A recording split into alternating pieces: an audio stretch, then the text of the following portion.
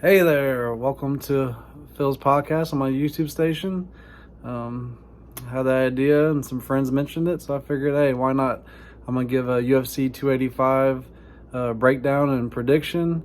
I'll post it in my mentions or descriptions that I've been on a streak for the last 3 weeks, 14 fights in a row, won quite a bit of money.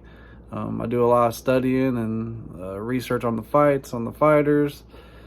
Just figured I'd give everyone a lowdown here on 285. I'll try to go through it as quick as possible.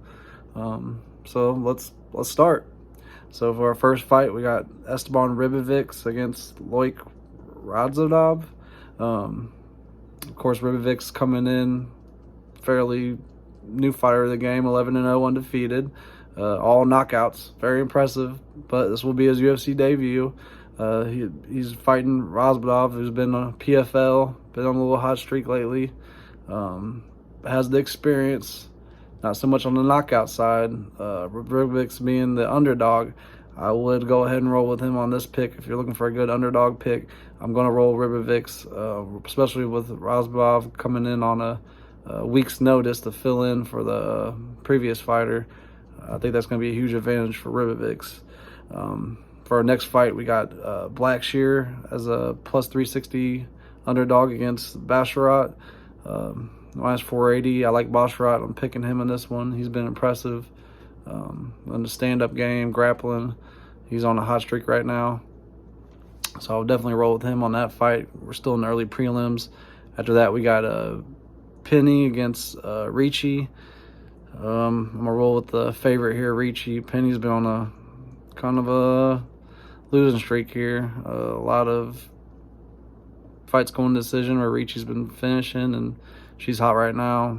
Has as many wins as Penny has losses, which kind of tells the story there. Then when we get to the beginning of the prelims, we got Ian Gary.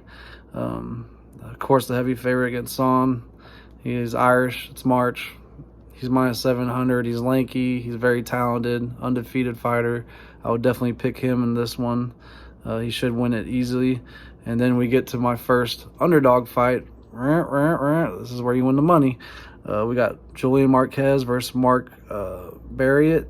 Barriott's been on a little bit of a winning streak, not too impressive, a little off and on. He lost his last fight. Marquez lost his last fight, but he's a KO guy.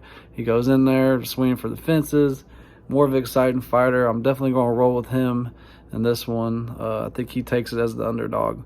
Then our next fight, we have another ladies fighting here. That's basically a money fight, Arujo and Rebus.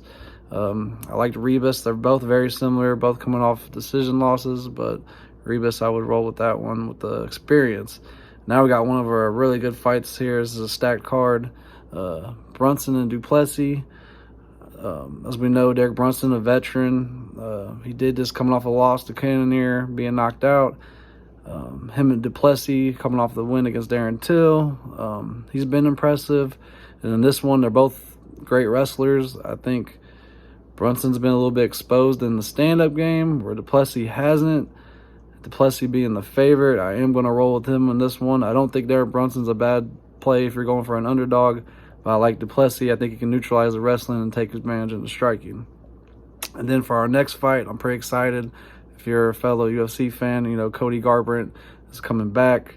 They're kind of lining him up with this Trevin Jones, who's coming off a lot of losses, a lot of knockouts. As we know, Cody, his chin has been suspect lately, but he's definitely always has the talent, and he can always get a KO. So I'm going to be rolling with Cody Garbrandt in this one. I like him as the favorite. So no underdog pick there. I mean, the guy could catch him, but I think Cody's going to sleep him. Then we get to the main card, and this thing's stacked.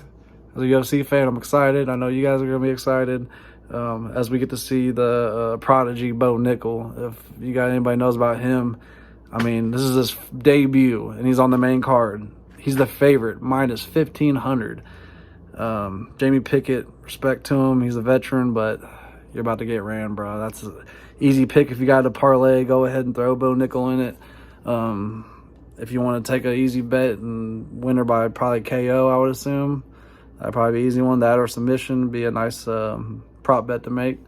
So that's that one. Then our next main event, it'll be this is a really good one, and upset alert.